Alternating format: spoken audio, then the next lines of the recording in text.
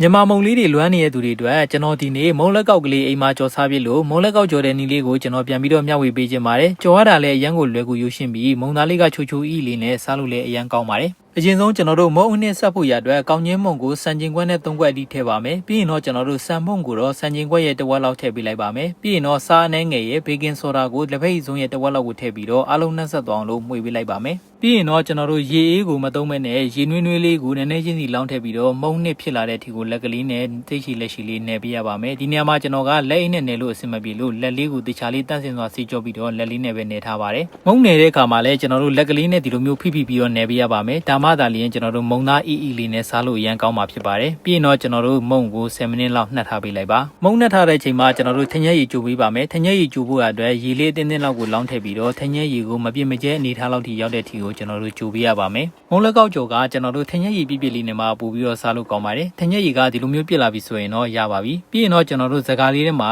အနယ်လေးတွေမပါအောင်လို့စစ်ချပြီးတော့အေးခံထားပေးပါအားလုံးပြီးပြီဆိုရင်တော့မုံကြော်ဖို့ရအတွက်မုံကိုပုံစံဖော်ပါမယ်မုံပုံစံဖော်တဲ့အခါမှာလည်းအရင်မခက်ပါဘူးကျွန်တော်အခုလုပ်ပြသလိုပဲမုံကိုစားကျင်တဲ့လောက်အရွယ်ကိုယူပြီးတော့လက်ကလေးနဲ့လှိန်ကမုံလေးကိုဒီလိုမျိုးဆက်ပေးလိုက်မယ်ဆိုရင်တော့မုံလက်ကောက်အကွင်းလေးရပါပြီ